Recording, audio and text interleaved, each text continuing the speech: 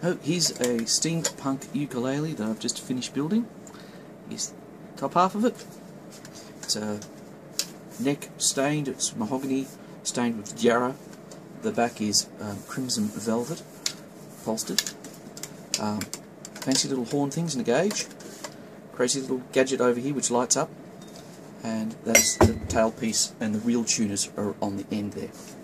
And here's some sound tests.